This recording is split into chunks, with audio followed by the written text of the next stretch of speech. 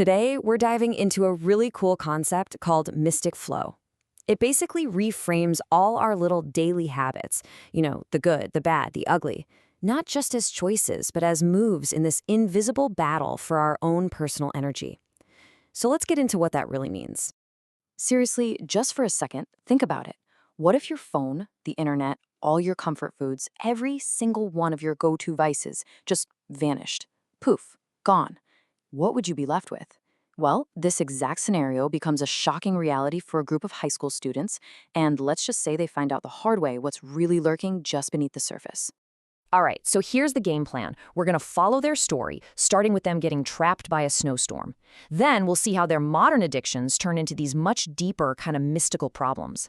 After that, we'll uncover the fire flow solution, break down a really practical 4-element toolkit they learn, and even see how they battle invisible parasites to go from total chaos to, self-mastery.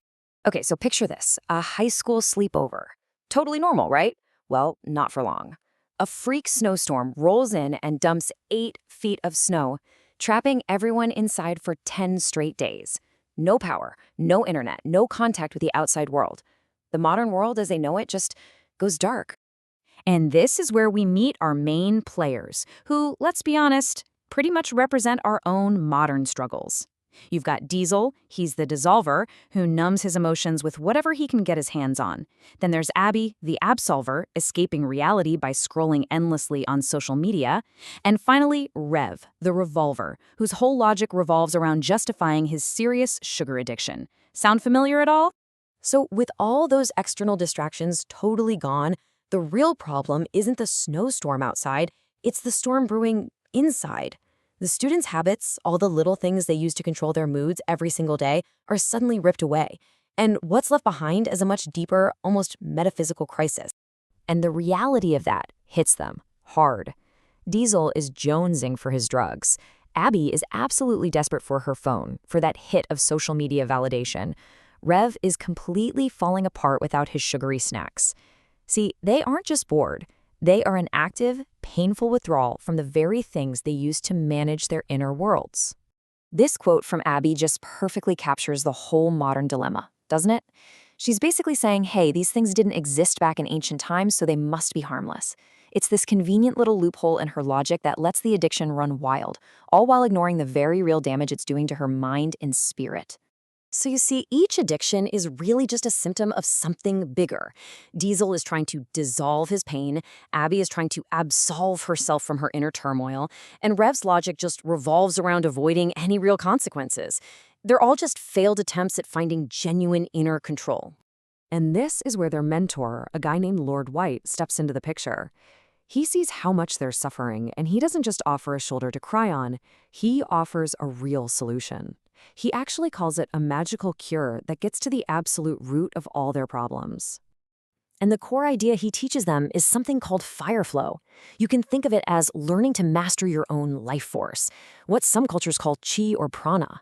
The goal isn't just to stop the bad habits, but to build up an inner energy that's so powerful, so vibrant, that those old habits just become totally irrelevant.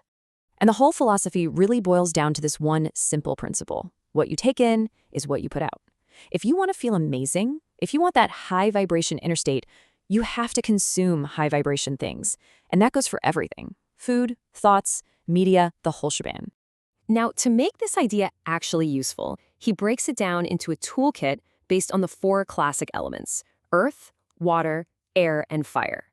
And this isn't just some abstract philosophy. It's a set of real, concrete disciplines for taking control of your physical and non-physical reality. First up, we have earth. This grounds the whole practice in the real, tangible world. It's all about being super conscious of what you bring into your life, from the food you eat and the possessions you own, to the colors you wear and the hobbies you pursue. The idea is simple. If you take in junk, your body and mind become junk. Next is water. Now, in this system, pure water is basically your secret weapon against addiction. The teaching says that the second a craving hits, whether it's for sugar, a cigarette, or just to mindlessly scroll, your immediate response should be to drink pure water. It's a direct, physical substitute that literally cleanses your system and helps you fight off that temptation. Then we've got air. So in this framework, air isn't just oxygen. It's the actual carrier of spiritual energy or vibration. The idea is pretty straightforward. The purer the air you breathe, the clearer and purer your thoughts will be. The practice? Just conscious, deep breathing, especially when those negative emotions start to creep in. And hey, this spiritual idea has some serious scientific backup. Get this, your brain is only about 2% of your body weight, but it uses a whopping 25% of the oxygen you breathe in. It's an oxygen hog. So it makes perfect sense that feeding it pure, high-quality air would directly boost your mental clarity and your ability to make good decisions. And the final element is fire, which is seen as this threefold flame inside of you. It's a balance of three key things. Wisdom, to filter out all that negative self-talk. Virtue, to actively charge your life with positive, high-vibration energy. And disciplined firepower, which is basically just good old-fashioned willpower to actually make things happen. If you're missing wisdom or virtue, that inner fire just starves. Okay, this is where the story takes a turn and gets really wild. Lord White explains that this whole struggle isn't just happening in their own heads. He says it's an actual battle against unseen entities, or invisible parasites, that literally feed on the low-frequency energy that our addictions and negative emotions produce. And this slide lays out the two sides of that conflict perfectly. On one side, you have that high-frequency energy you're building, your fire. It's like a clean-burning flame that produces clarity and feeds your soul. But the energy from bad habits, that's cold fire. It's smoky, it's inefficient, it creates a mental fog, and that is what these parasites feast on. So after 10 days of this intense, focused inner work, what happens? Well, the students go through this absolutely profound transformation. They move from a state of total chaotic noise to one of real, powerful self-mastery. At first, the silence is brutal. Without their phones, their music, their usual distractions, it's described as deafening and irritating. Their minds are just filled with this constant, chaotic inner chatter that was always there, but was just being drowned out. But this silence, this is the key. Because it's in that quiet, for the very first time, that they could finally hear the subtle, tempting voices that were driving all their compulsions.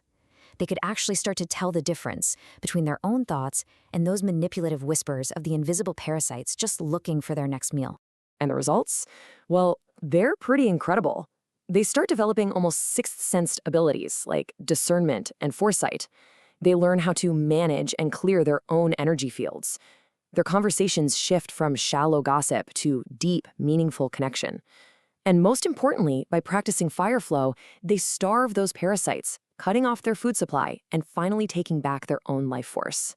So yeah, this is a pretty wild, metaphysical story. But it leaves us with a very real and maybe slightly uncomfortable question.